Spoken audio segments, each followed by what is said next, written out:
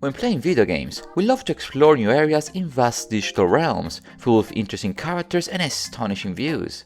Every game offers the player the chance to explore unique kingdoms and continents, far-reaching lands with countless wonders. But what if instead of a nation, the game is set entirely within the city walls? How does this design change affect the gaming experience, and what games change for the best? First things first, roll the intro.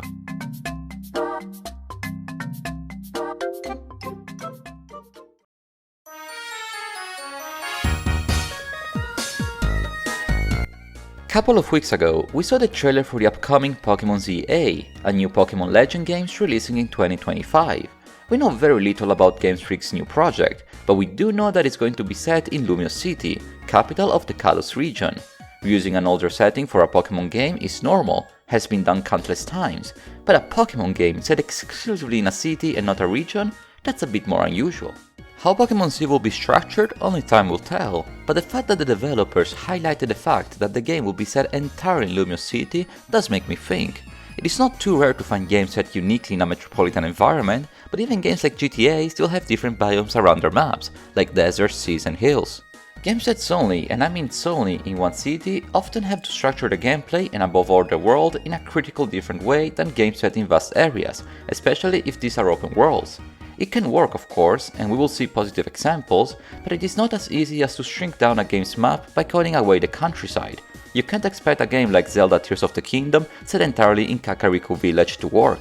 There are pros and cons in taking Game Freak decision, and they, as well as other developers, need to be careful on how to properly set a game in a single town. We as players do expect good world building and a game environment fun to play in, meaning that the decision of setting a game in a sole metropolis will have an impact in our gaming experience. So, what are the advantages and disadvantages to set a game entirely in one single city? Let us find out.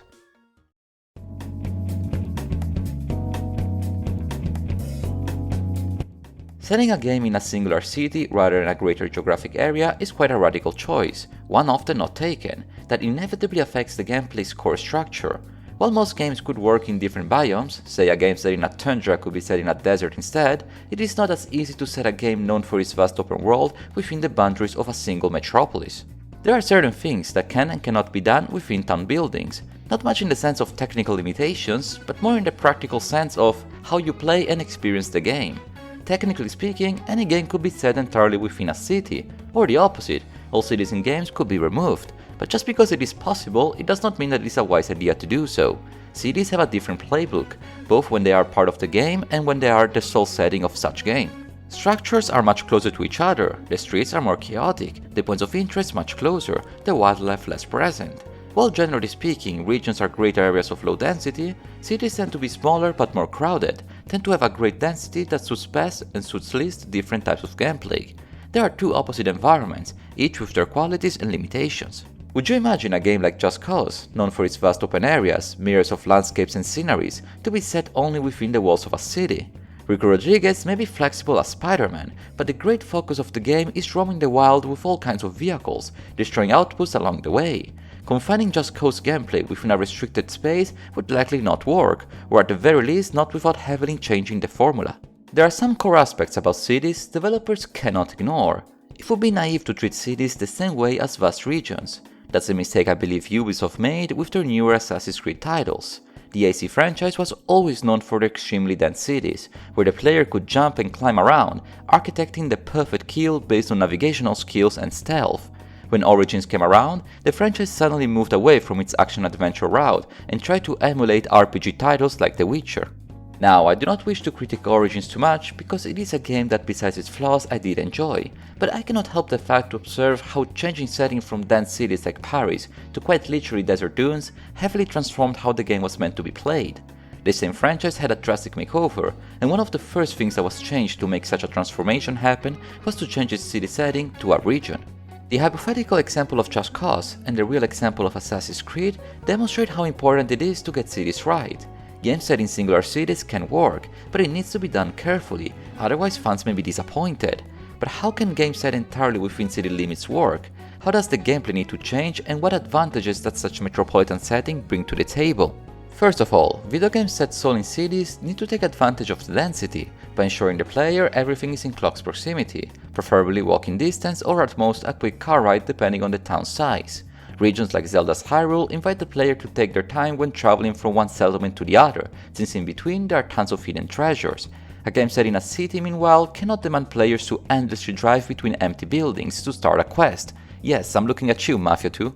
Good city maps need to give meaning and purpose to as many buildings around the game as possible. While prairies rely on visible points of interest that can be seen from afar, crowded town squares need to be visually distinct and have a precise role so that the player knows where to go if they need to achieve something specific. Not all buildings need to be explorable inside, that would take ages to make, but the ratio between useful buildings and ornaments has to be kept high. Think of games like Persona and Like a Dragon. Perhaps it is redundant to say it, but this increase in density has the advantage of making world navigation that much more efficient.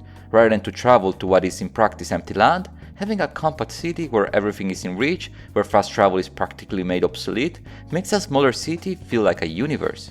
Changing the core gameplay formula of a series may also be necessary to make the jump to single city-based games. While Pokemon Z would be the first mainline Pokemon title to be set entirely in one city, it wouldn't be the first game of the franchise to do so. That honor was already taken by Pokemon Battle Revolution. Now, this is not a video about that game, I already made one, but in summary, the spin-off title lets players battle all across the island of Poketopia, an island that consists of only one city. Due to the fact that the game has no region to speak of, like other traditional Pokemon games, the game is structured in a critically different way. There is no exploration or plot, but just colosseums where powerful opponents await the player. How would a traditional Pokemon game work solely set in this Singaporean-looking city? Definitely not by using the same formula.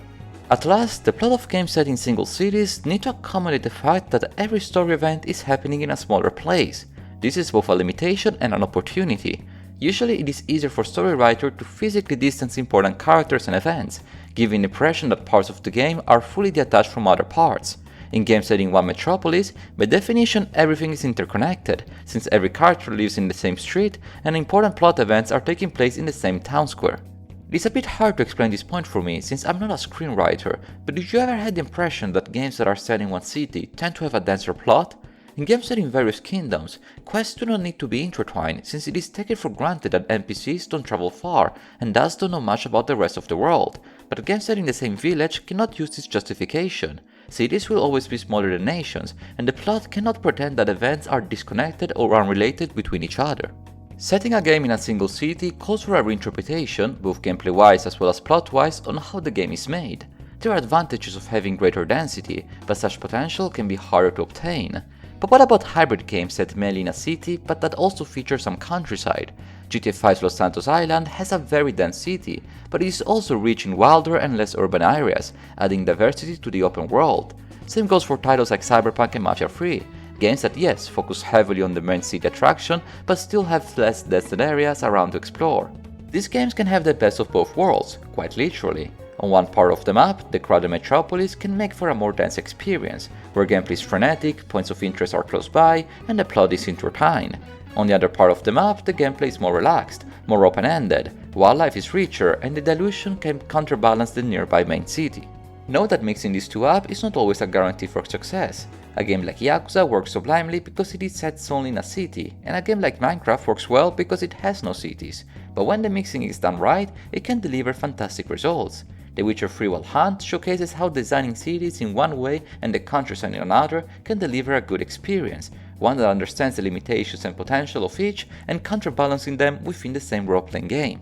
Games set in single cities can work, and they can also work without requiring a wider, less dense prairie or desert surrounding it. But to make these games work, developers need to adapt the games to the new settings, and not to make the mistake of assuming such drastic change has little effect on the gameplay, because, as we saw today, it surely has.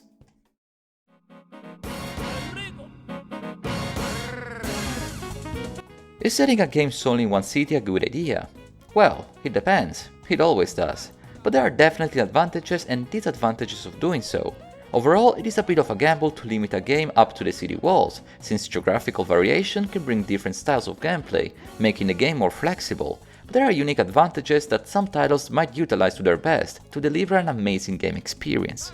Will Pokemon Legends ZA use the one city setting well, or will it backfire? If you're watching this video before the release of the game, your guess is as good as mine. If you're watching this video after the game was released, Well, you know what Pokemon Z had or has focused on. I hope for the latter. If you made it this far, I wanted to thank you one too many silly times for watching today's video. I was quite surprised on how much of a rabbit hole this topic was. I never realized how much of a difference it makes to set a game within a city or not. But nevertheless, I hope you enjoyed it, and let me know what game set in single cities you liked best. You already know Yakuza 0 is my pick. As always, I wish you the most wonderful of days, and until next time, arrivederci!